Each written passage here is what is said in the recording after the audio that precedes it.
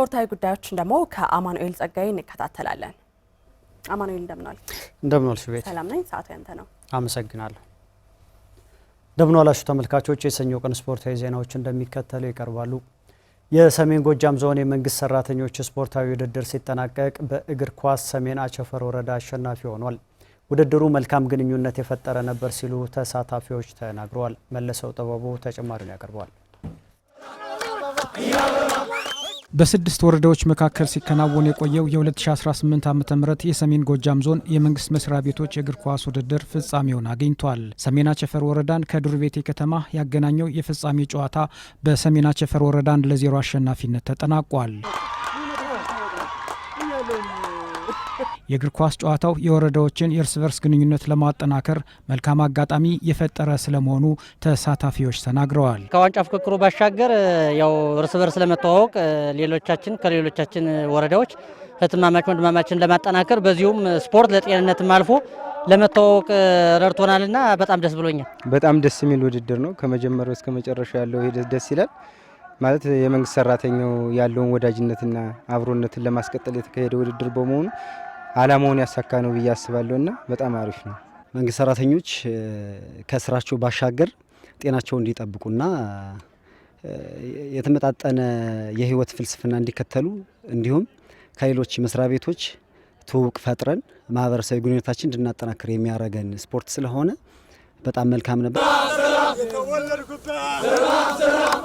ያው አሁን እንደ ወረዳ ከበጀትም አንጻር ከተለያየም አንጻር ሰፋ ያለ ትሬኒንግ እናደርግ በአጭር ጊዜ ነው የመጣ ነው። ሰፊ ጊዜ አልነበረንም። ከዞኑ ጋር የተጫዋች ተገቢነት ነው። ኖርማሊ የመጀመሪያ ስለሆነ ያን ያህል ትኩረት አልሰጡትም ብለን እናስባለን። የተጫዋች ተገቢነት አለ በአንድም በሌላም።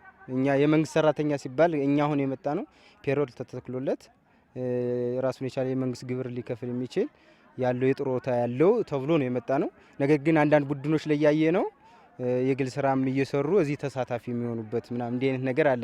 የሰሜን ጎጃም ዞን ባህል ቱሪዝምና ስፖርት መምሪያ የስፖርት ስልጠና ቡድን መሪ አቶ መንጋዬ ክንዴ ውድድሩ የተሳካ ነበር፣ ዞኑን ወክለው የሚሳተፉ ወረዳዎችም ለመምረጥ የተቻለበት አጋጣሚ ነው ብለዋል። ያሸነፈው ወረዳ እንዳልመሄድበት መንገድ ነው ያለው። ለምሳሌ ሰሜን አቸፈር ወረዳ አሁን ሰሜን አቸፈርና ዱር ቤቴ ከተማ ለዋንጫ ቀርበዋል። በሰሜን ጎጃም ውስጥ በስድስት ወረዳዎች መካከል ነው እግር ኳሱ ሲካሄድ የነበረው። ከስድስቱ ሁለት ወረዳዎች ለዋንጫ ይቀርቡበታል። ለዋንጫ የቀረቡት እንዳልመሄዱበት ወደ ክልሉ ወደ ደሴ ክልሉ በሚያዘጋጀው ውድድር ወደ ደሴ ያሸነፈው ወረዳ እንዳል ይዞ ሊሄድ የሚችልበት መንገድ ነው የሚፈጠረው እንጂ አሁን ከዛ የተሻለ ወረዳ አለ። ከዛም የተሻለ ከእያንዳንዱ ወረዳ የተሻለ ተጫዋቾች የምትመርጥበት አይደለም። ይሄ አሰራር ይገድባል። የቡድን መሪው አያይዘውም ዞኑ በክልሉ ውድድር ውጤታማ እንዲሆን ሙያዊ እገዛ እንደሚያደርግም ገልጸዋል። ዞኑ ቴክኒካሊ ይደግፋል።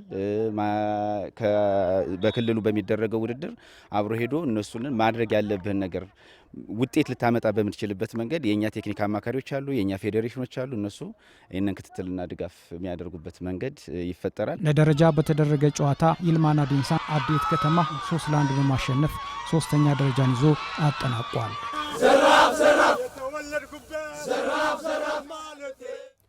የ10ኛ ሳምንት የኢትዮጵያ ፕሪሚየር ሊግ ጨዋታዎች ትላንት ተጠናቋል። ሳምንቱ የአሰልጣኞች ስንብትና የዳኝነት ስህተት የታየበት ሆኖ አልፏል። ኃይሉ አዳነ ተጨማሪውን ያቀርባል።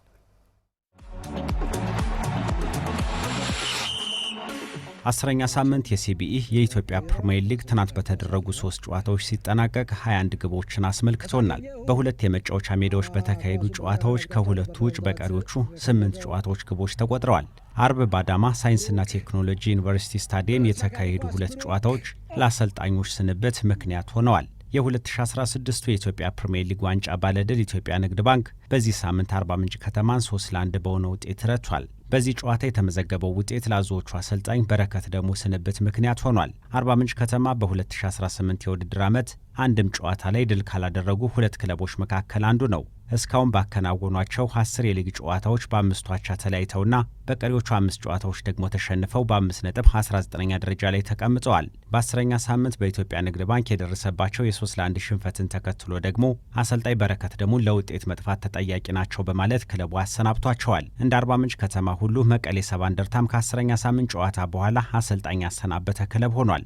ዓመቱን በአሰልጣኝ ጌታቸው ዳዊት የጀመረው መቀሌ ሰባ እንደርታ አጀማመሩ አላማረለትም። አምና በአስተዳደ አስተዳደራዊ ውሳኔዎች ከሊጉ ከመሰናበት የተረፈው መቀሌ ሰባ እንደርታ የዘንድሮ አጀማመሩም ደካማ መሆን 10ኛ ሳምንት ላይ አሰልጣኝ የማሰናበት ውሳኔ ላይ አድርሶታል። መቀሌ ሰባ እንደርታ በ10 ሳምንት የሊጉ ጉዞ አንድም ጨዋታ ላይ ማሸነፍ አልቻለም። በ4 አቻ ተለያይቶ በ6ቱ ደግሞ ተሸንፏል። የሰበሰበው 4 ነጥብ ደግሞ በሊጉ ግርጌ ላይ ያስቀምጦታል። ይህ ደግሞ ክለቡ የአሰልጣኝ ስንብት እንዲያደርግ አስገድዶታል።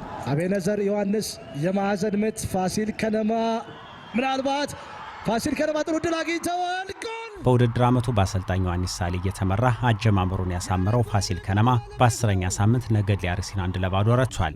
በዚህ ጨዋታ ከተመዘገበው ውጤት ይልቅ የዳኝነት ስህተት ጎልቶ ታይቷል። 2 ቀይ ካርዶች በታዩበት ጨዋታ የዕለቱ አልቢተር ለፋሲል ከነማው ተከላካይ ምኞት ደበበ ያሳዩት ቀይ ካርድ ከተጫዋቹ ጥፋት ጋር ሲነጻጸር አለመመጣጠኑ ለትችት ዳርጓቸዋል። በያሬድ ብርሃኑ ብቸኛ ግብ 1-0 የረታው ፋሲል ከነማ ግን በጨዋታው ድል ማድረጉን ተከትሎ ነጥቡን 20 በማድረስ ከመሪው ሲዳማ ቡና ጋር ያለውን የነጥብ ልዩነት ወደ 1 አጠቧል። ባለፉት ዓመታት ለዋንጫ ሲፎካከር የምናውቀው ባህር ዳር ከነማ ዘንድሮ አጀማመሩ ከብዶታል። የዓመቱ 4ኛ ያቻ ውጤታቸውን ያስመዘገቡት የጣና ሞገዶቹ ከ10 ጨዋታ 13 ነጥብ ብቻ ነው የሰበሰቡት። የሊጉ መሪ ሲዳማ ቡናም ሆነ ለዋንጫ ይፎካከራል ተብሎ የሚጠበቀው መቻል በ10ኛ ሳምንት መርሃ ግብር ያደረጓቸውን ጨዋታዎች ባቻ ውጤት ነው ያጠናቀቁት። ይህ የሁለቱ ክለቦች በተለይ የሲዳማ ቡና ነጥብ መጣል በሰፊ የነጥብ ልዩነት የሊጉን የደረጃ ሰንጠረዥ እንዳይመራ አድርጎታል።